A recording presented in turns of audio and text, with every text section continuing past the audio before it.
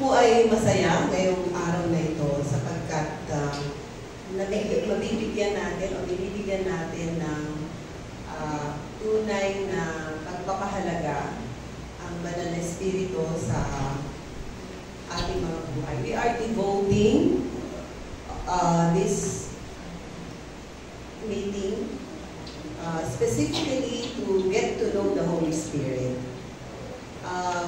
Nabanggit ko yata last Sunday na noong Old Testament times, ang very active na kitang-kita habang tayo nagbabasa o nag-aaral ng banal na sulatan sa Old Testament in particular, ang God the Father, ang Diyos Ama, ang actively at work. At nung dumating po ang New Testament times, ang kitang-kita naman na nag-ooperate doon ay ang God the Son, ang Panginoong Jesus. Kaya, when you read the Old Testament, God the Father is so evident, His work. Ano po? Kita-kita. Sa New Testament, it's Jesus Christ, God the Son. And nung pumasok po yung church age na tinatawag, nung dati po kasi nung hindi pa binabautismuhan ang bawat mananampalataya, ang banal na espiritu ay hindi bumababa sa karamihan. May mga particular na mga tao lang, like David, like Samuel, like Elijah. Pero nung dumating po ang Panginoong Jesus, binuksan niya ang daan upang lahat ng tao na may kauhawan sa Diyos, na may nagbubukas ng puso sa Panginoon, ay mapuspos, hindi lang pastor, hindi lang bishop, hindi lang mga nagtuturo dito sa harapan. Bagamat nakaupo ka dyan, you are there seated, tawag mo sa sarili mo, maaaring ordinaryong mananampalataya. Pero hindi ka na ngayon ordinaryo dahil kung tinanggap mo si Jesus sa iyong puso, pinananahanan ka na ng banal na espiritu.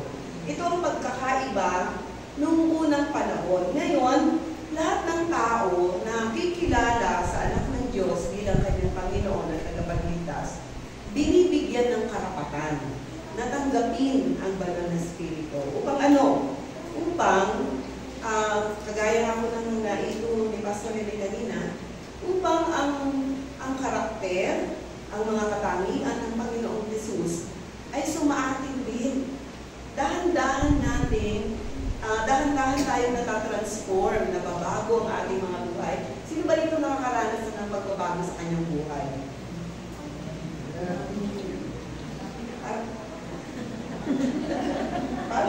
Bakit kinakaya? Kung talagang pinabago ka ng Panginoon, di ba? We need to express na nagdaganap tayo dahil may nangyayari sa ating mga buhay at hindi yan dahil sa iyo. Yan ay patunay na kumikilos ang banal na espiritu sa iyo. Bakit ka narito? Bakit mo piniling pumunta rito? Pwede ka namang matulog. Pwede namang manood ka na lang ng sine o magbukas ka ng iyong gadget at mag-games. Why are you here? It's your choice to come here. Bakit? Kasi andyan ang banal na espiritu na nag-uudyok sa atin na mag-aral, matuto, mag-discovery, magdagdag ng kaalaman, dahil ang dami-dami pa po natin hindi nalalaman. Palagi po natin naririnig na nababanggit ang banal na espiritu dito sa harapan, dito sa pulpito. Pero alam niyo po ba na ang mga bunga ng Espiritu na narinig natin kanina, galing yan, of course, fruit of the Spirit. So, galing sa Holy Spirit. At binibigay sa atin, nung tinanggap natin ang banal na Espiritu, ang layunin ng Diyos, kung bakit niya ibinigay ang banal na Espiritu sa iyo, ay upang turuan kang maging banal. Upang sa tuwinang yung pinabanggit ni Pastor Rene, sa tuwinang ikaw ay matutuksong magkasala, merong pipigil sa'yo. Merong magpapabigat ng dibdib mo. Merong aawat sa'yo. That's the role of the Holy Spirit. Nararamdaman mo ba yan? Na kapag nag-iisip ka ng hindi tama, parang may nagsasabi, anak, mali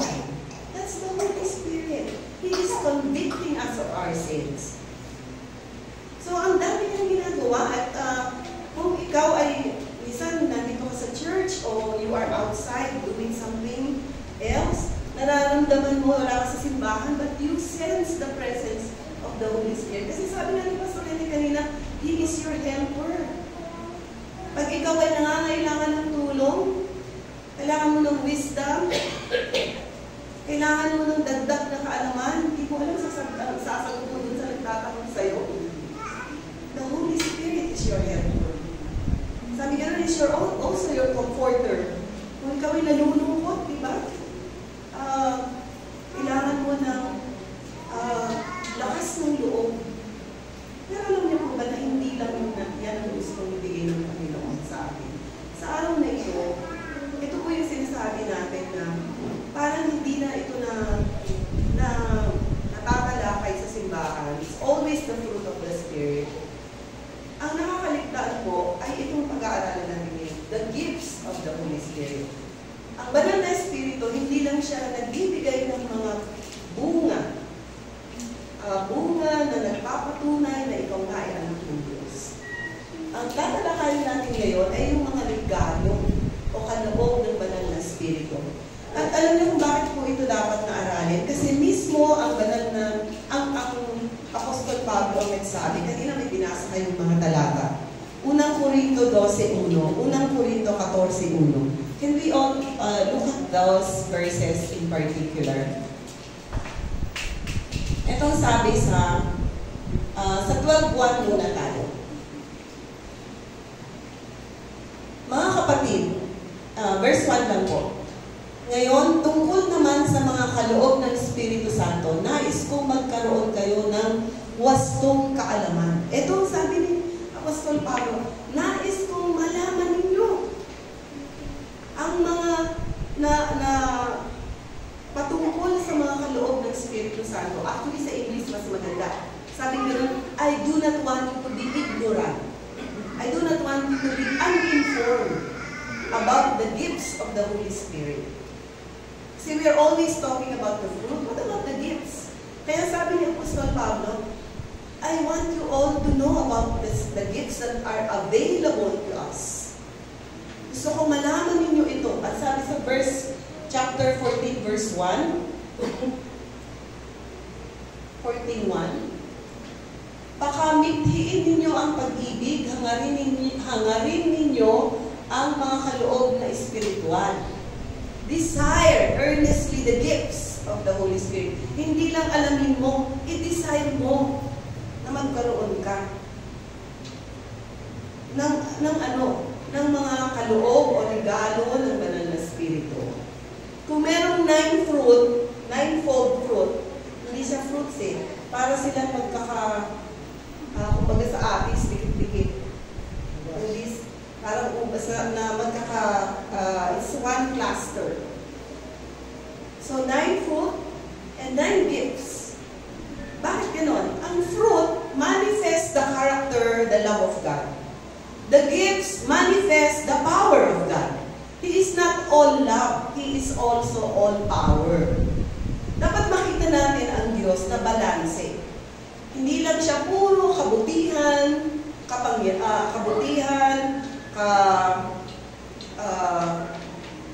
pagpapahinuhod, at katapatan. Nagmamanifest din ang kapangyarihan, ang kayang gawin ng Diyos. Nakikita ba natin yan sa ating mga buhay ngayon o sa maski dito sa simbahan? Alam niyo, may nagsabi, siguro bago ko po talakayin yan, I'd like to show you the 9 gifts of the Holy Spirit. Post natin, yan. Pwede siyang i-categorize into 3 major categories. Yung doing, under the gifts of doing, gift of faith, gift of working of miracles, and gift of healings. Sa thinking, word of knowledge, word of wisdom, discerning of spirits. Lahat po yan nasa 1 Corinthians 12. Makikita lahat yan, mababasa. And sa speaking naman, gift of tongues, gift of interpretation of tongues, and prophecy. So, siyam na fruit, siyam na gift.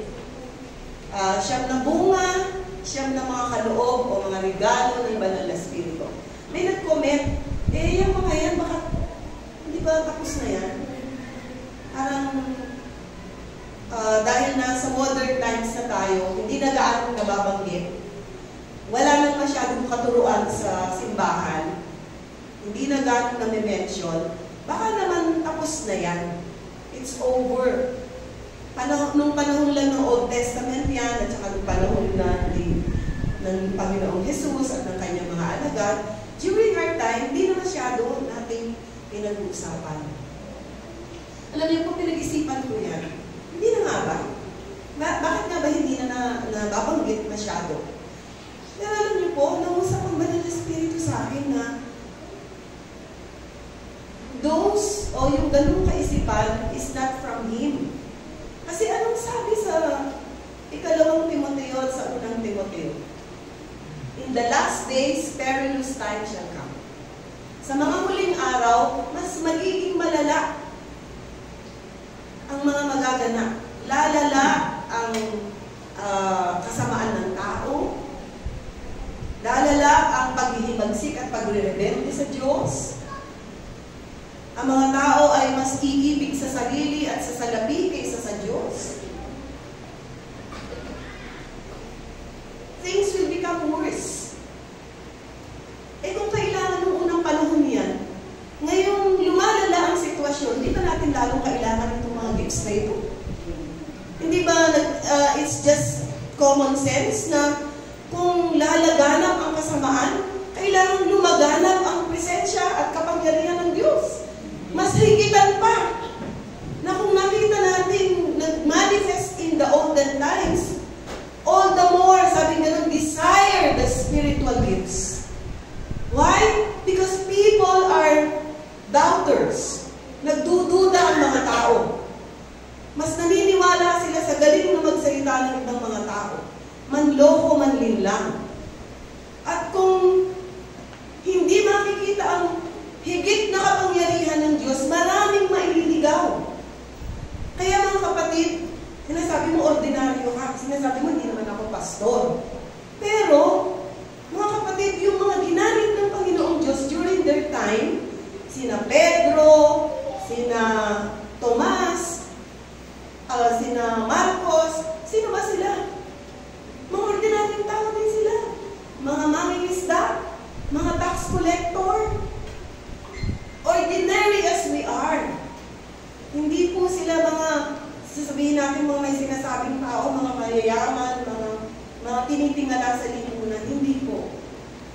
Kasi ordinaryo natin sila. Katulad sila ng mga nagtitinda ng isda, nagtitinda sa palengke, naglalabada. Yung mga ginamit ng Panginoong Diyos noong unang panahon, katulad natin. Is that good news? Kaya huwag mong maliitin ang sarili mo. Kasi sila, ordinaryo sila, pero pinayagan nila ang Diyos na gamitin sila. Kaya, at nung sumaka nila ang Banal na Espiritu, they were able to do exploits in the name of God. Sky is the limit. Kung gaano mo ninanais na magamit ng Diyos at mag-manifest sa iyo ang Banal na Espiritu. Makita sa iyo ang kanyang bunga, mag-manifest sa iyo ang mga kaloob ng Diyos, hindi ka na ordinaryo ka. Meron ka ng kakaibang assignment mula sa Panginoon. So, isa-isahin po natin. Let's start from the gift of doing, gift of faith. Hindi ko po ito masyado, meron kayong handouts, may bibigay po ako sa inyo. May bibigay kami ni Pastor Rene sa inyo. Pero makinig lang po muna kayo, kasi nandun naman yun. Pero, baka may mabanggit ako na wala dun sa notes, magsulat lang po kayo. Para hindi sayang. Minsan may mga preparasyon kami na sabihin, pero while talking, nagugulat ako. Ang kakagulat kami sinasabi ng ang Panginoon na higit pa yung sa ihanda. So, gift of doing, under which is the gift of faith. Alam niyo, pag sinabing gift of faith, iba po yan doon sa sabihin natin, faith to be saved. Iba po yan. ordinary faith. Faith to believe. Pag sinabi kong gift of faith, the gift to believe God to work supernaturally. The faith to believe that God is about to do something miraculous. Ang isang halimbawa po niyan, nung tinutugis, hinahabol si Moses at ang mga Israelita na lumabas ng Egypto. Naalala niyo po yun? Yung pinapanood natin sa pelikulang Ten Commandments. Diba hinahabol sila? Pumayag si Paraon dahil nakita niya yung panganay niyang anak namatay. Yun yung parusa dahil sa pagtanggi niyang payagan ang mga Israelitang lumabas at sumamba sa Diyos sa wilderness. So in short, sila'y tinutugis at ang humahabol sa kanila, mga nakakarwahe, mga nakakabayo. Naalala niyo po ba yung eksena na yun? Tapos, yung mga Israelita, naglalakad lang. Naglalakad lang. So, ano nangyari? Yung pillar of cloud, o yung pillar of fire, lumipat sa pagitan ng mga tumutugis o mga humahabol at nung hinahabol. So, hindi nila maabot-abutan yung mga Israelita. Diba? And then, ito na yung classic na faith na ibinigay ng Panginoon kay Moses. Kasi natakot yung mga tao. Nakalimot sila na may ginawang mahimalang mga bagay sa Ehipto. Ang Panginoon sabi nila, Moses, ano ka ba? Dinala mo ba kami dito upang dito kami mamatay? Mabuti pang doon na lang kami sa Ehipto at na kahit alipin, wala kami sa ganitong panganib. Pero alam niyo, sabi ni Moses sa kanila, pakinggan niyo po ang sinabi ni Moses. Exodus 14:13-14. Exodus 14:13-14.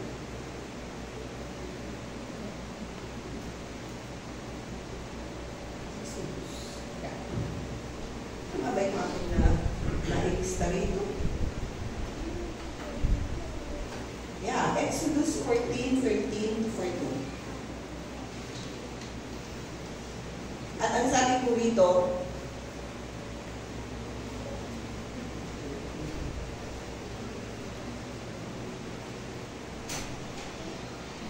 hindi pala, pasensya na, ang liit ng number dito. Sabi ni Moses sa mga tao, verse 13, lakasan ninyo ang inyong loob, huwag kayong matakot, tingnan na lang ninyo kung paano kayo ililigtas ni Yahweh. Hindi na ninyo muling makikita ang mga hinsong yan, ipagtatanggol kayo ni Yahweh, pumanatag lamang kayo. Sa English sabi gano'n, behold, stand still and behold the salvation of your God. These Egyptians that you see now, you shall see them no more. The Lord our God will fight for you. At ano nangyari? Ano naman po natin, yung tubig ay hinati ng, tinapat niya yung tungkod niya, nahati sa dalawa, parang naging dingding yung tubig, at tinuyo ang lupa, nakalakad sila. Ano yung gift of faith doon? Yun yung faith na ibinigay kay Moses, nang sinabi niya, itong mga Egyptian soldiers na ito na nakikita niyo ngayon, hindi niyo na sila makikita ulit. What is that? That is faith. At anong nangyari? Nung nakatakas na nga po sila, dahil tinuyo ng Panginoon ng lupa, at akala ng mga Egyptian soldiers na humahabol, para sa kanila din yung highway na yun. Kaso, binalik ni Moses yung tungkod na tinapat ulit. So, ano nangyari? Nung nakalampas na yung mga Israelita, bumalik sa dati ang tubig, at ano nangyari? Yung mga sundalo ng Paraon, kasama yung kanilang mga kabayo, ay nangalunod. Lahat sila nangamatay. Nobody survived. Alam niyo po ba, merong ano yan? Merong yung mga kasalukuyang kasalukuyan dun sa area na yon, meron pong nakasumpong ng mga gulong ng karwahe sa Gulf of Aqaba, malapit doon sa Red Sea. Mga gulong ng karwahe, mga buto ng mga kabayo, para dun sa mga nagdududa na totoo ba yan? Meron bang mga nalunod na mga kabayo dyan? I-research nyo po, i-google nyo. Nandun po yan. Na tunay nga ng yung remains ng mga kabayo na umabot sa kanila, yung mga karwahe na lumubog, andun pa yung ibang mga parts. To prove that this episode really happened. Pero paano nagsimula? Yung gift of faith nag-operate kay Moses. And then, after the gift of faith, ano nag-operate? The working of miracles. No? Dahil meron ganun faith na binigay kay Moses at kinonfirm ng Panginoon yung salita ni Moses. At nagkaroon ng isang mahimalang mga pangyayari. Alam niyo mga kapatid, siguro ito yung i-design natin. Panginoon, pinagamit mo na ako. Panginoon, nakakapag-share na ako sa mga kaibigan mo. Ngayon alam ko na ikaw ang Diyos noon, ngayon at sa mga darating pang panahon. Kung naghimala ka noon, pwede ka rin maghimala ngayon. May mga sitwasyon na kailangang masaksihan ng tao ang kapangyarihan ng Diyos natin. Kung kailan mangyayari yan, hindi ko po alam. Pero let's just be ready. Let's not be afraid. Huwag po tayong matakot. Wala tayong dapat katakutan. Kahit sinong tao, hindi tayo dapat matakot. Diyos lang ang matatakutan natin. Amen ba mga kapatid? Amen. Hindi tayo matatakot sa kapwa natin tao. Lalo hindi kay Satanas. Kasi nakatulan na siya. Talo na siya. The last part of the book says, we have won. Kumbaga sa kwento, tapos na yung kwento, talo na si Satanas. Nariintindihan niyo ba? Wala na tayong dapat ikatakot kay Satanas kasi tapos na ang kwento. Kung pupunta ka dun sa Revelation 15, hanggang dun sa 18, he was what? Consigned and thrown into the lake of everlasting fire. So, it's already a story that was told, a tale that was told. Hindi na siya yung susunod na kabanata ang kaya ang mangyayari. Ito yung kwentong tapos na. At binigyan na tayo ng assurance na panalo tayo. So, kailangan nating lakaran at i-execute ang pagwawagi ng Diyos. So, may mga sitwasyon na kailangan ng himala. Panginoon, kumilos ka. Pwedeng ikaw maging Moses sa sitwasyon na gano'n at huwag kang kabahan kasi hindi naman ikaw yan, Panginoon yan. Vessel ka lang. Kasangkapan lang tayo, mga kapatid. Hindi tayo yun, ang Diyos yun. Amen? So, meron pa isang nakakagulat na ito nung meditate ko po ito, sabi ko nakakatuwa naman. Kasi during the time of King Ahab, sa 1 Kings 18, itong hari ito napakasama. Pinapapatay niya yung mga lingkod ng Diyos hanggang sa ni-raise up ng Panginoon si Elijah. At hinamon niya si King Ahab. Nasa 1 Kings 18 yan. 1 Kings 18. Sulat niyo po muna. Bago dumating ang handout sa inyo, magbasa kayo. First, yung kay Moses, Exodus 14. Yung kay Elijah, 1 Kings 18. Sabi ganun ni Moses, ni Elijah kay King Ahab, tumawag ka ng ng mga propeta o mga hampon mo. Kaharapin ko. At alam nyo, ang hinarap kay Elijah, 450. 450 prophets of Ahab. Isa laban sa 450. At ito ang deal. Sabi ni Elijah, magdala kayo rito ng 2 baka. Tig-isa tayo. Isa sa inyo, isa sa akin. At ano ba yung pipira-pirasuhin natin yung mga baka? Siyempre kakatayin. Pirasuhin nyo ko yung sa akin, sabi niya. At ilalagay nyo sa isang pwesto, ako rin, ilalagay nyo sa dito, where I will build the altar of God. At kung sino ang Diyos, nasasagot by fire. Whoever is the God who will answer by fire is the real God. Ang ganda din, di ba? So, yun na. Kinatay na nila yung kanilang mga baka.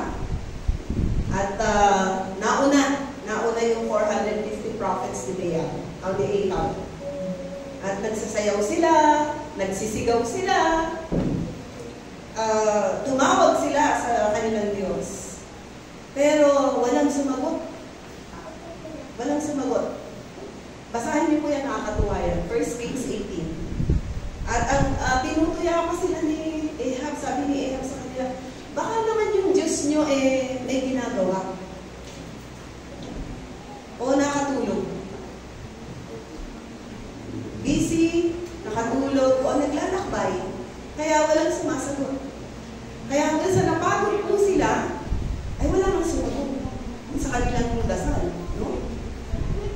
Alam niyo po, pag natapos na yung turn, so walang sagot. Yung Diyos ni na Ahab at ng kanyang mga propeta. When Elijah's turn came, ano niyo po bang ginawa niya? Nagpakuha siya ng 4 na jars of water. 4 na sisiglan, malaking sisiglan ng tubig. At ang sabi niya, ibuhos nyo dun sa paligid ng altar yung tubig. So, binuhos. Ibuhos nyo pa ulit. Pangalawang buhos. Ibuhos nyo pa ulit. Pangatlong buhos. So, punong-puno na ng tubig yung altar na ginawa ni Elijah. So, nanalangin siya. Sabi niya, Panginoon, prove to these people that you are the real God. Hindi tuyo, basang-basa yung lugar na pinaglagyan ng mga kinatay na ba. At alam nyo, sumagot ang Diyos by fire. Tinuyo niya yung basang-basa na altar na ginawa ni Elijah.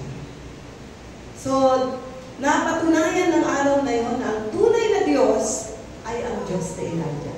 He answered by fire. At ginawa pang napaka-imposible ni Elijah na sumagot sa kanya ang Diyos, di ba? Binuhusan man niya ng tubig. Talagang to prove na kakaiba ang Diyos.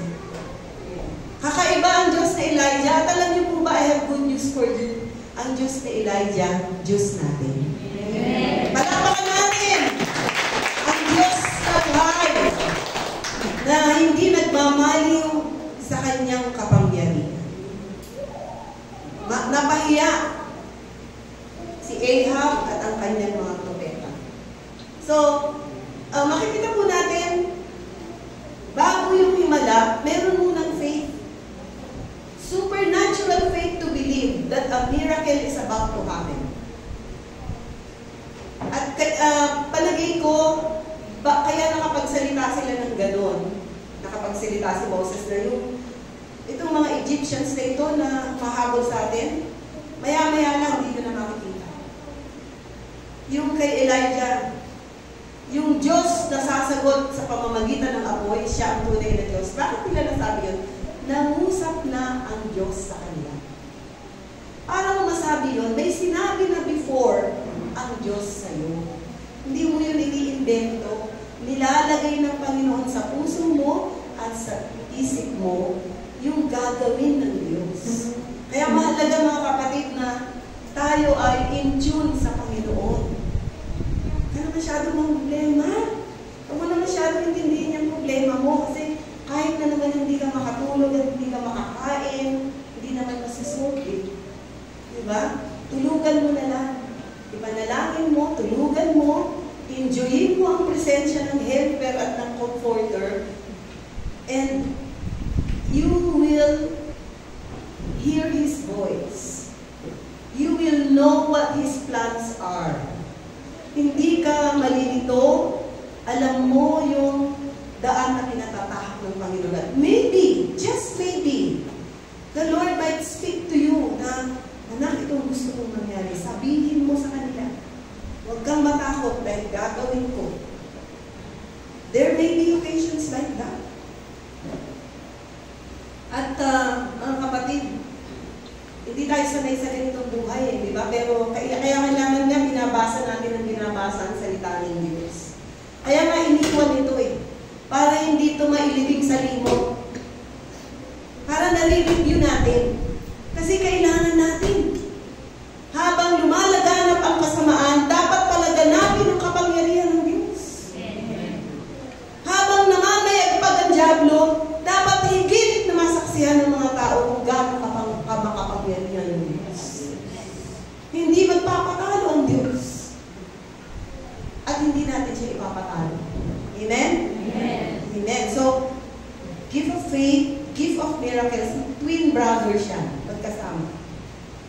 Ang pangatlo, under the gifts of doing, is the gift of healings.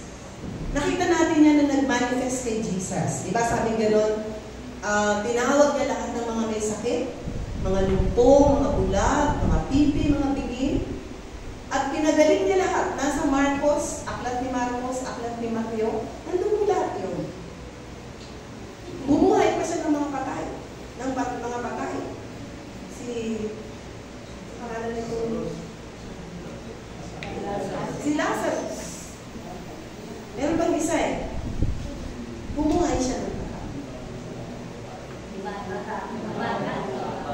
Anak ng general. Nagbabasa. Diba? Nakakatuwa. Ilan kaya sa atin dito ang bumuhay ng mga patay? Meron kayang ganong mangyayari? Siguro bago maimbalsa ko, pwede pa ako.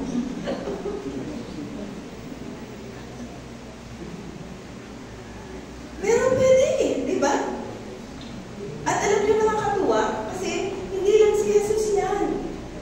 Sa mga aklat ng mga gawa, si Pedro, isang dating mangingisda, may iniiyakan sa mga gawa 9, basahin sa dulo. Si Dorcas, kapangalan namin. Siya ay isang byuda, widow, na napakamatulungin. Magawa siya ng mga damit, binibigay niya sa mga nangangailangan. Isang araw siya pinagkasakit at namatay. Dumating si Pedro at sabi sa kanya, Tabita, yun yung isang pangalan pa niya, get up. Bumangon ka. At si Dorcas na namatay ay muling nabuhay. Ano ibig sabihin? Hindi lang ang Panginoong Jesus ang nagpapagaling. Maging tayo. Maaaring minsan o may mga pagkakataon na lalo na kung walang doktor na nandyan o ikaw yung nandyan. All that it would take is for you to believe that you can be a tool or an instrument of God's healing.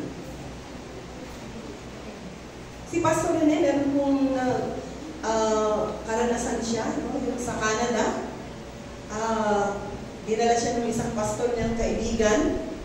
At dahil conservative yung church na napuntahan nila sa Canada, parang gusto siyang paupuin kasi alam na full gospel siya. Anong nangyari? Tama ba yung aking kwento?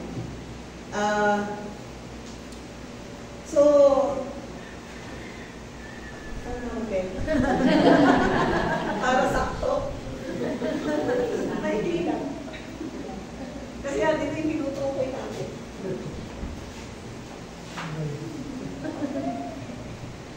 Yung tinutukoy niyo po himala po talaga yan kasi doon mag-ooperate yung isang sisay naman niya, word of knowledge, word of wisdom. Hindi din ako ng Panginoon dahil kasama sa amin yung pastor ko niya. Parang hinito niya yung nag-worship dahil nga nakita niya na ako yung nag-ooperate sa gifts. Tulunok ko Panginoon. Sabi niya, sino ba piniplis mo? Ayun po, ako pala bigla lang bumuhos yung presence of God.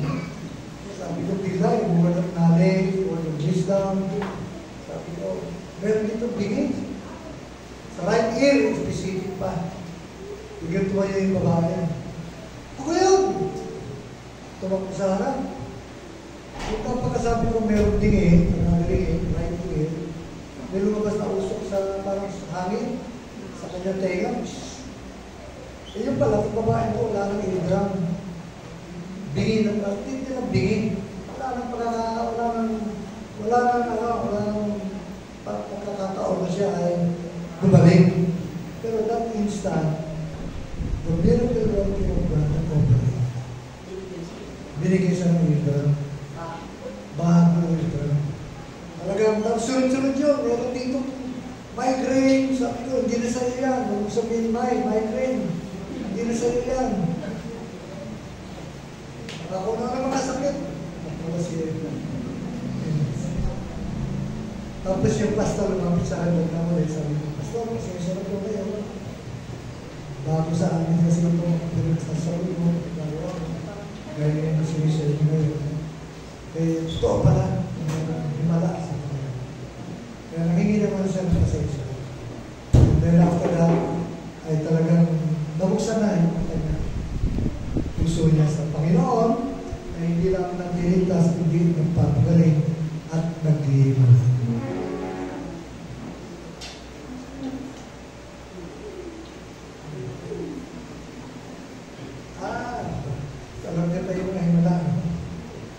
Recent din naman ito. Yung sa Thailand. Sino na yata sa inyo yun? Sabi lang doon sa akin, meron dito may sakit ka sa pagdinig, sa mata, at sa throat, sa liig. Ito babae nito, naoperahan pa nito sa utak, at naapektuhan ng boses. Nawala ng boses. Kaya kahit na may mga fellowship na dito, nakatingin lang siya. Hindi siya makapag-communicate. Wala siyang boses eh. Pero that evening, nung sinabi mo meron ito pakagaling na yun na nga, meron problema sa ako. Kasi naapektuhan yung kanyang thyroid, yung throat, because of the operation of brain. Hindi siya nakakapagsalita ng matapan. Pero that evening, nagsishare siya sa amin, yung boses na. Sabi niya, talaga ako pwede pinagaling ng Panginoon kasi narinig niyo na yung boses ko. Kaya mga ganong klase ng hikala. Alam niyo, yung nasa Bible, kayang gawin ng Panginoon sa bawat buhay ng bawat isa. Amen. Oo, regalo eh. Kaya mamaya, sino gusto regalo? Mamaya, bubuhos ng Panginoon yung mga regalo. Amen.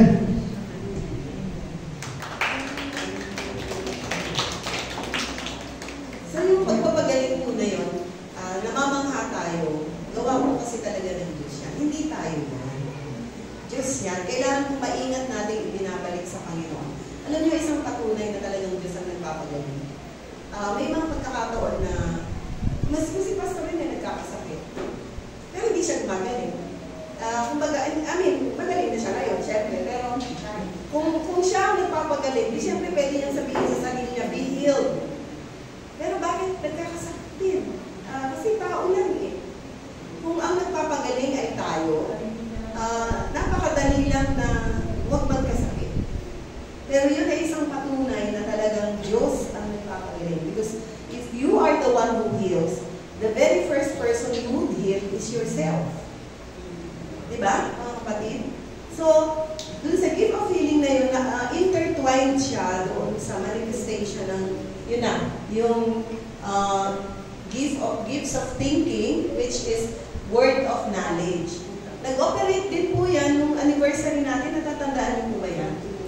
Yung word of knowledge. Meron binabanggit si Pastor Rene sa atin during his preaching na nag-culminate sa meron dito pinapagaling sa sikmura, pinapagaling sa diabetes. Word of knowledge po yun. Hindi po siya manghuhula. Yun ay supernaturally, the Holy Spirit is dropping into His Spirit, kaya niya nasasabi.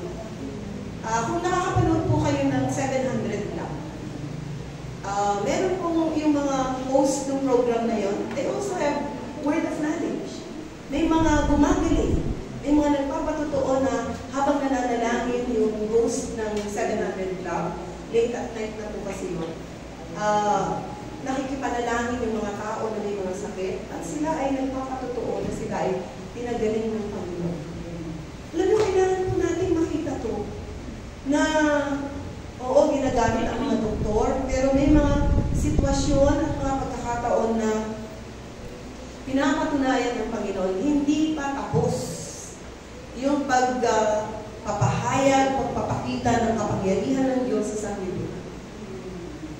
At napansin ko po mga kapatid na iba kapag nakikita mong kumikilos ang banal na Espiritu. Nasaksihan ko po ito nung huling punta namin ako pa rin, sa Thailand. We conducted seminars sa dalawang grupo at tatlong simbahan. Pero doon sa pinakahuling pinuntahan namin, nagulat kami, meron pong bago pa lang siya na dumadalo. Pero kumilos ang Panginoon Diyos sa kanya, bagamat wala pa siyang zero knowledge about the Bible, pero habang nung-explain siya in the Spirit, he was praying, he was prophesying, he was almost like preaching, at lahat naman alam niyo, kumisan yung dami-dami ng aming naririnig na sinasabi, importante naman po itong mga pagtutulong dito para nabubuksan yung mga kaisipan natin, yung mga hindi natin alam, napapag-alaman natin, mahalaga. Pero alam niyo po, yung isang kilos lang ng Diyos, you do not know what it could be. Ako po medyo mapiprean ko na, nung nag-speak in tongues ako, mamaya pa sana yung dila. Nung nag-roll yung dila ko, nagulat ako, sabi ko, totoo pala. At pagkatapos po nung supernatural na pagtanggap ko ng gift of tongues, alam niyo po, doon po nagsimula yung sabi ko, kahit sinong iharap po sa akin, kahit presidente pa ng Pilipinas, noong mga panahon yun, 21 anyos lang ako. Pero doon sa naranasan ko, nagkaroon po ako ng kakaibang tapang, katiyakan, at kumpiyansa sa Diyos, na ito ay hindi gawa ng tao. Hindi ito kilos ng tao. Itong ginagawa natin ngayon, itong mga nangyayari sa buhay natin, kilos ng Diyos ito. Amen. Hindi ito, this is not the work of the flesh. Kailangan mong ma-realize natin yan. At certain times, nagmamanifest yan para tayo po ay kumbinsihin ng banal na Espiritu na this is not your work, this is my work. Hindi mo ito trabaho. Hindi ikaw yung nakikita nila ikaw, pero mayroong spirito, mayroong presensya na gumagalaw. We should be mindful of that reality. Na tayo mga kasangkapan lang, mga kapatid. Like si Pastor Rene, he's just a tool, he's just a vessel. And anyone among us here can be used.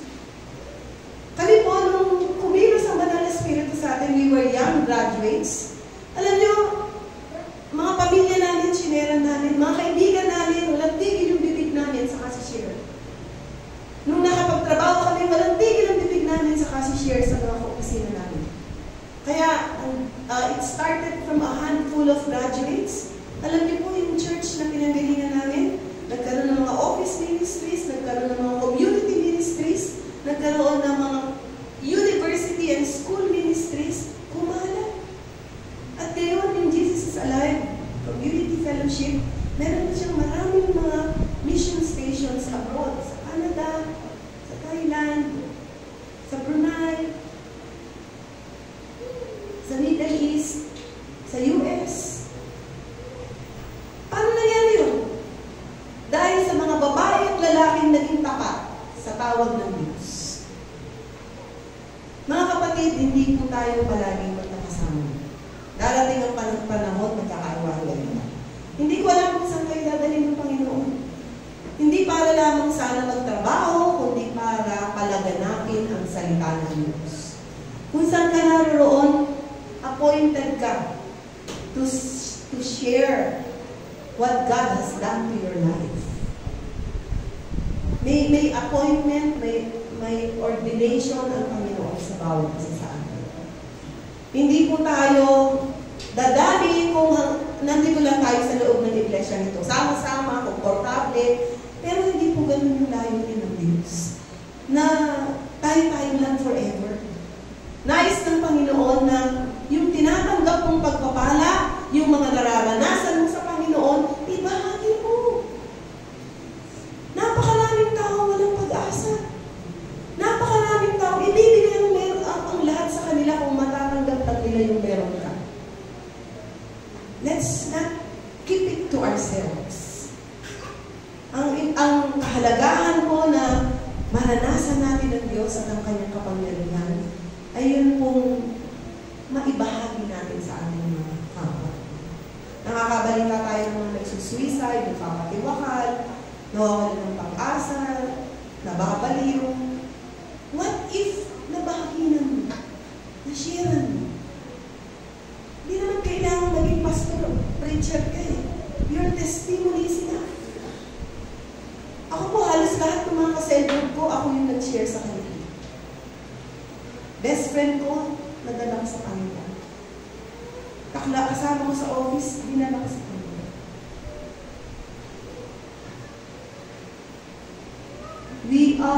It's not an accident that we know who we know. Bago mo sabihin, iba gagamitin, baka ito. So, word of knowledge, word of wisdom. Pag sinabing word of knowledge pala, may mga bagay na hindi mo alam, pero dinadrop ng Lord sa spirit mo. At nagugulat ang tao. Example dito si Jesus. Sabi ng babaeng Samaritana sa John 4, sabi niya, sabi kasi ni Jesus, yung tubig na ibibigay ko, kapag napasayo, hindi ka na muling mauuhaw. Sabi ng babaeng Samaritana, gusto ko yan, bigay mo sa akin yung tubig na yan. Ano sabi ng Panginoon Jesus? Sabi niya, go call your husband first. Ang sagot ng babae, I have no husband. At ang sabi ni Jesus, you are right. Because the man you are with today, you have had 5 husbands, and the man you are with today is not your husband. So, ano yung sabihin? Sabi ng babae, anong klaseng tao to? Bakit alam mo yung buhay ko? Bakit ganun? Word of wisdom. Word of knowledge. Minsan meron akong naanyayahan sa church namin. Sinama niya yung asawa niya. Pagdating nila sa bahay, inaway siya ng asawa niya. Alam niyo kung bakit? Sabi ng asawa niya na dinala niya, bakit mo kinukwento kay Pastora noon yung buhay namin? Eh, hindi naman kami nagkakakwentuhan. Pero dun sa preaching ko, it's as if tamang-tama siya dun sa sinasabi ko at parang nagkukwento yung asawa niya sa akin. Siguro alam niya na darating ako, kaya yun ang sinasabi ni Pastora, no? Ganon. How would I know? Hindi ko alam yun eh. Diba? It's the Holy Spirit that puts those knowledge into our hearts. Wala tayong alam sa nangyayari sa buhay ng mga tao. Wala tayong pinapatamaan. Kung kinukonvict ka ng banal na spirito na. Amen? Amen. Shall we give a clap offering to God? Keep the network today. Word of wisdom. Paano naman ito nag-ooperate? Example nito yung nangyari kay King Solomon. Isang araw may lumapit sa kanyang dalawang ina. Nag-aaway yung dalawang ina. Sabi ng isa, pagtulog ko, buhay pa yung anak ko eh. Pagising ko yung nakapatong sa akin o katabi ko, patay na. Tapos sabi ng isang babae, kaya yung anak ko, sinwitch niya. Yung itong katabi ko, hindi ko anak to. Yung buhay na bata, akin yun. So nag-aaway sila. Pinag-aawayan nila yung isang batang buhay. Dalawa kasi, pareho silang nanganak. Yung isang bata namatay, yung isang bata buhay. At pinagpipilitan nilang dalawa, kanila yung buhay na bata. So anong sabi ni Haring Solomon? Bigyan niyo nga ako ng espada, bigyan niyo ako ng tabak. Hahatiin natin itong batang to.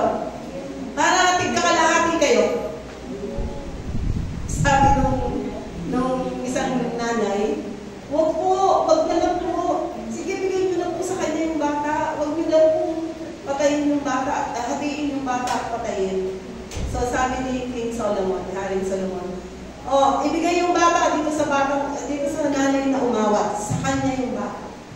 Kasi sabi ng isang nanay, sige, atingin na lang natin para walang makinabang. So, dahil sa wisdom na binigay ng Panginoon kay Solomon, kay Haring Solomon, lumabas yung katotohanan. Yung nanay na pumigil, yun ang tunay na inanong batang buhay. So, nakikita natin dito yung katalinuhang ibinibigay ng Panginoon sa atin. Kailangan natin yan. Minsan, we will be called upon to answer a difficult question. May lalapit sa'yo, nagpa-Bible ka eh. Nagtuturo ka ng Bible, siguro alam mo sagot dito. And we might need to ask God for wisdom. Pero mga kapatid, ganito lang. Pag may tinatanong sa'yo at hindi mo alam ang sagot, huwag kang magdulong-dulungan. Sabihin mo, hindi ko alam kapatid, panalangin natin. Humbly say, I don't know yet the answer. Pero there will be times you will be asked a difficult question and you can shoot a telegram prayer to God and ask Him, Lord, anong sasagot ko? Paano sasagutin ito? Minsan may nagtanong sa Panginoong Jesus, tama bang magbayad ng buwis kay Caesar? Caesar? Tungkol sa pagbabayad ng buwis, ang tanong sa kanya. Parang inuhuli siya, huwag na magbayad ka kasi masamang inuhuli yan. Alam niyo, sagot ng Panginoon, anong nakikita mo dito sa pera? Kaninong litrato na rin ito? Litrato ni Caesar. So, give to Caesar what is due to Caesar. And give to God what is due to God. That's wisdom. Hinuhuli siya, pero nagbigay ng ang Panginoong Diyos ang banal na spirito ng katalinuhan kung paano sasagot. Pag sinabing word of wisdom, hindi ikaw yan. Katalinuhan ng Diyos yan na nag-ooperate sa'yo. Because may mga instances na kailangan. Only when needed. When it's needed, it shall manifest. Discerning of spirits. Ano po mga ibig sabihin ng discerning of spirits? Ito yung pinapaalam ng Diyos kung anong spirito mayroon yung kausap mo. O yung kung anong spirito yung nandoon sa grupo. Kanina may sinasabi si Pastor Rene, pagpasok pa lang namin, naramdaman ko na discernment. Discerning of spirits yun. Kailangan natin yan kasi ngayon, dahil pakawala ni Satanas, di ba? Nagaan yung anghel pero may masama palang bago. So, kailangan natin maging sensitibo sa prompting ng Holy Spirit. Yung taong kausap mo na sweet talker, meron palang balak na hindi maganda. So, it's important that we are able to discern the spirits. And then, the gifts of, bibilisan ko na po, gift of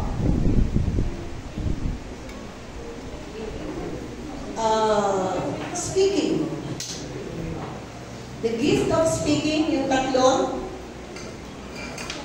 gift of tongues, interpretation of tongues, and prophecy. So makikita nyo, ang ganda ng pagkakahati-hati, doing, thinking, and speaking. Gift of tongues. Nag-manifest po unang-una yan nung Passover. Ang mga alagad ng Panginoon sa Acts chapter 1 and 2, pinagbilinan sila na wag aalis. From 500 disciples, nainip yung 380. May ganun eh, di ba? Naiinip. Ayaw nang mag-antay sa Panginoon. So, ang nangyari nung bumaba ang kapangyarihan ng Banal na Espiritu Santo, umalis na yung 380 at naiwan 120 disciples. And sabi ganon, the Spirit of God, like cloven tongues of fire, rested on their head, and they began to speak in tongues, in words that they themselves do not understand. Tongues of men and of angels. Eh dahil ang Jerusalem, sa Jerusalem po nangyari yun, para siyang melting pot. Maraming mga iba-ibang nasyon na nandun.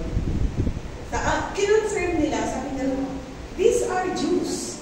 Why do we hear them speaking the wonderful works of God? Acts 1:20. Acts 2:8 yata. Nakibasa mo nga yan? Nakibasa nga natin yan.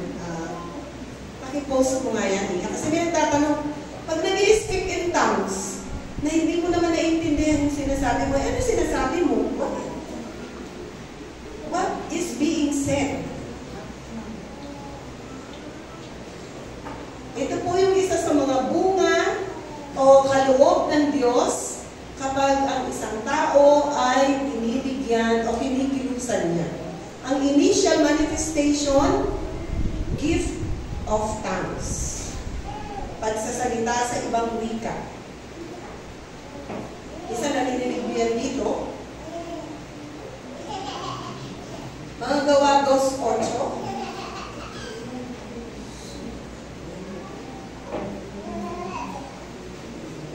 Magsimula po tayong magbasa sa verse 5. Ako na lang po magbabasa. Mga Gawa 2:5-8. May mga debotong Hudyo noon sa Jerusalem na nagmula sa bawat bansa sa buong mundo. Nang marinig nila ang ugong, nagdatingan ng maraming tao. Namangha sila sapagkat nagsasalita ang mga alagad sa wika ng mga nakikinig. Sa pagkamangha at pagtataka ay kanilang nasabi, hindi ba mga taga-Galilea silang lahat? Bakit sila nakakapagsalita sa ating wika? Tayo ay mga taga-Parsia, Media, Elam, Mesopotamia, Judea at Cappadocia, Ponto at Asia. Meron ba sa ating taga-Phrygia at Pamphylia? Paano sila nakakapagsalita?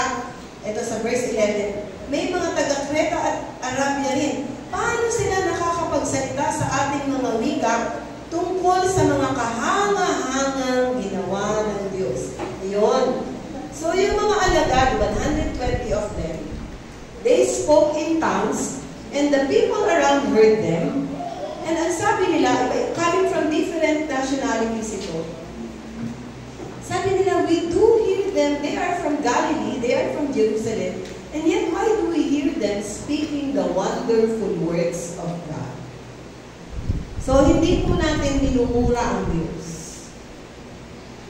Sa bagong wika na ilalagay ng Diyos sa ating bibig, yun ay mga kahanga-hangang gawa ng Diyos. Sa 1 Corinthians 14, he who speaks in tongues, sabi gano'n, is speaking the mysteries of God. Mga bagay na pangkalamitan, patungkol sa Diyos. Pwede bang kopyahin ng Diablo? Pwede. Lahat ng bagay pwedeng kopyahin sa Satanas. Kaya nga po, pag lumalapit tayo sa Panginoon, kailangan na tayo ay nagpapasuri, nagpapalinis. Kasi may pangako naman ng Ama, ang Panginoon sa atin. Pag humingi ka ng, ano sabi?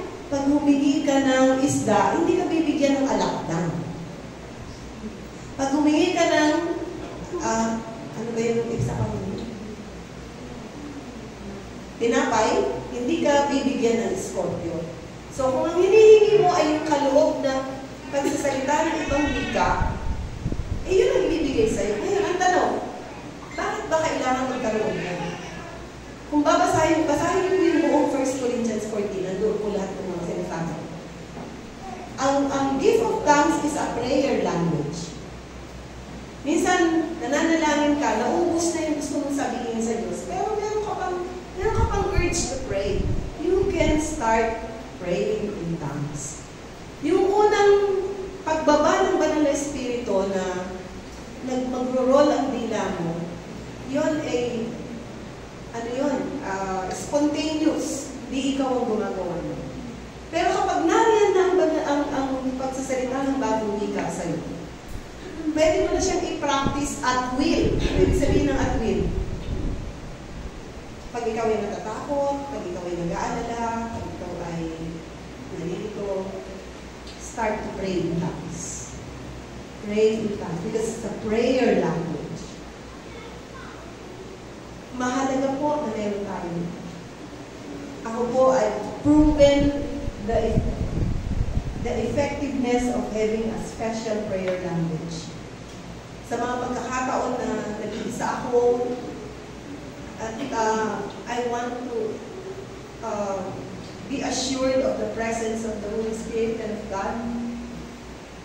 Nangyayari po yan, damang-dama ko kapag ako nananalangin sa Espiritu. Now, may caution lang po May sinabi dyan.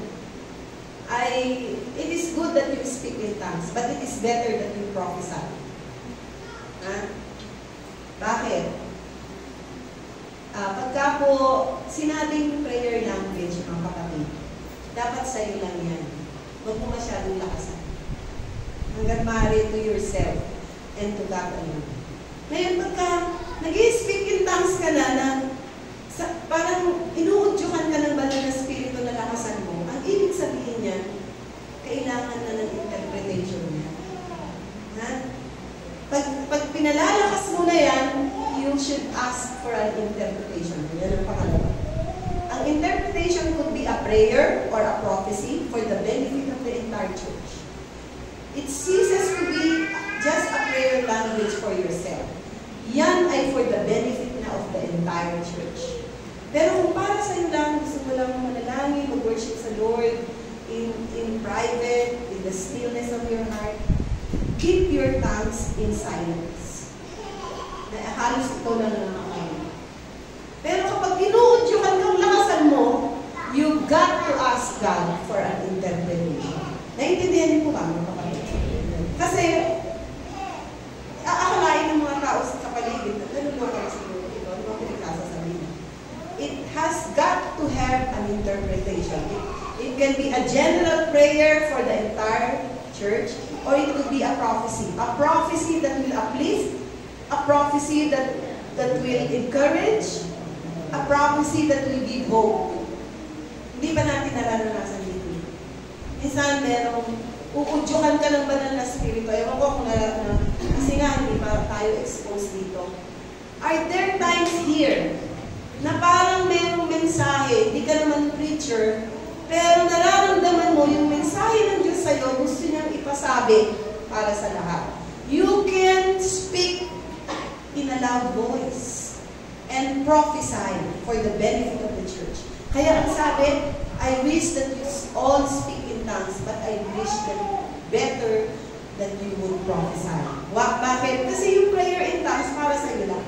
Yung prophecy para sa upliftment ng lahat. Maliwanag po ba yan, mga kapatid? Hindi. Hindi maliwanag. Ano sinabi ko? Ano sinabi? Maliwanag ba yung sinabi ko bakit dyan? Yung nag-speak ng tongues po kasi nag-speak siya directly to God. Tapos yung prophecy, nag-speak siya para marinig ng mga tao na nasa church kung ano yung hinihintay. Para ma-encourage. Kaya sinasabi ni Apostle Pablo that I wish that you all speak in tongues, but I wish that you prophesy more. Kasi mas maraming mabibless. Mas maraming mapagpapala at mapapalakas. Yun lang po yun. Hindi naman sinasabing mas magagaling yung mga prophet. No? Ang sinasabi lang, depende sa kung gaano kadami yung mapagpapala. Kasi sa prayer language, oh by the way nakalimutan ko sabihin ito. Sa church namin, there was one time, nagpatotoo yung isang kapatid na kabadong-kabado siya. Habang go on yung service ko. Sabi niya, Panginoon, ano ba nangyayari? Naraalala niya yung pamilya niya. So what she did, nag-speak in tongues siya. Kasi ongoing yung service Yung pawis. Maalat.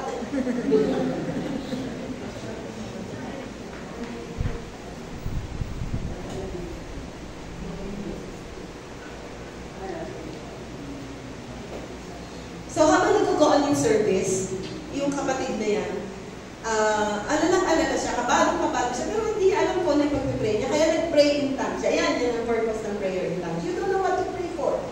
But your spirit is urging you to pray. After the service, na pag-alaman niya, nasusunog yung lugar niya. At sa kabutihang pala, hindi kasama sa nasunog yung bahay niya.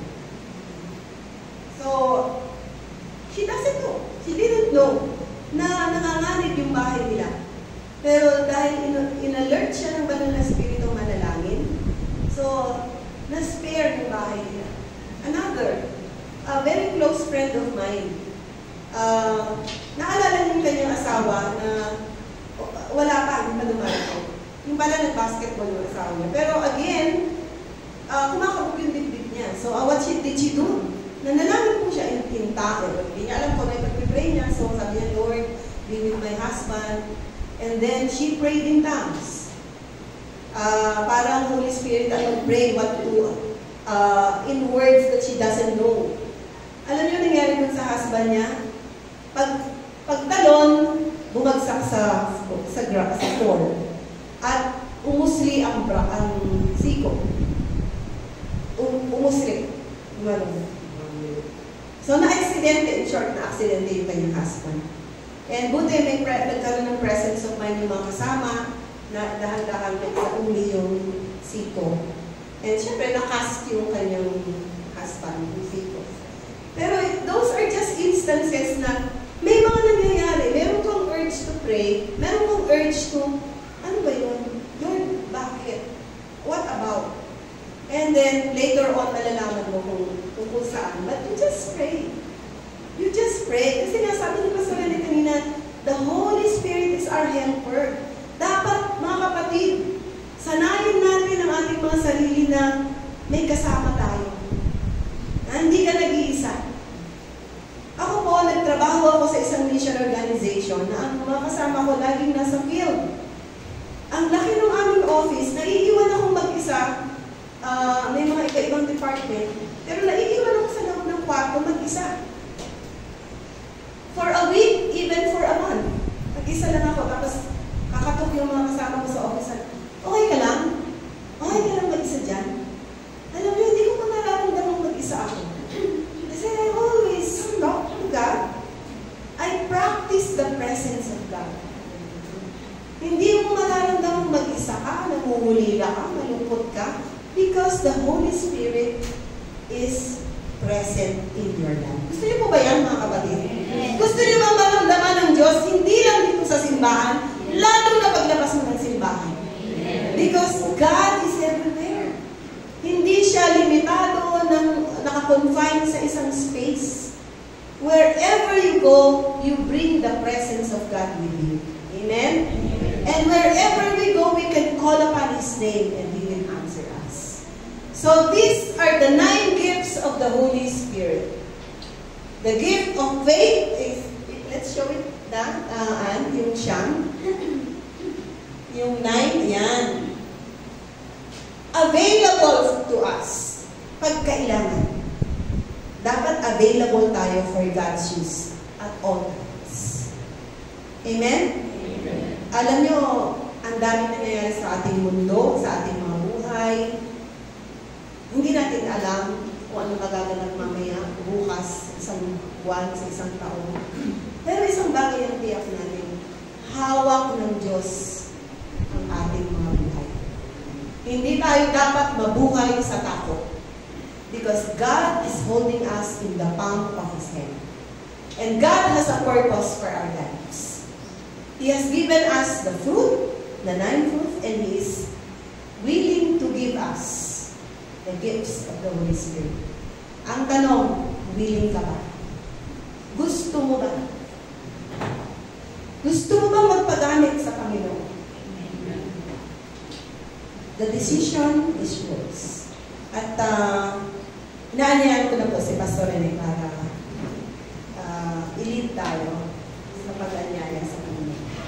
Praise God. Palakpakan natin ang Panginoon.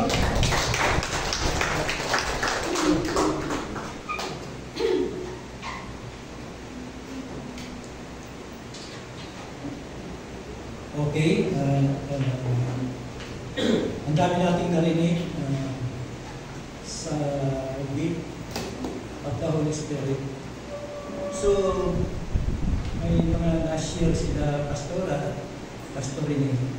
Pero personally, mayroon akong share sa naging karanasan ko patungkol dito sa gift of the Holy Spirit. So, baka itanong ninyo mamaya ay Pastor kung gusto mong magkaroon ng faith, tama lang ba yung isa? Pag hiniling natin yun, yung Holy Spirit, ito ay personally naging karanasan ko. Nung magkaroon kami ng teaching na ganito, ang daming gift na ibinigay sa akin ng Lord. Bakit? Dahil hiniling ko yun. Pag hiniling mo, hindi lang isang gift. So, personally sa akin yun. At alam ba ninyo, nung natanggap ko yung gift of the Holy Spirit, nagkaroon ako ng gift of healing, gift of interpretation, gift of tongues, diba? Gift, ano pa yung wisdom. So, hindi lang isa yung aking natanggap dahil hiniling ko sa Lord yun.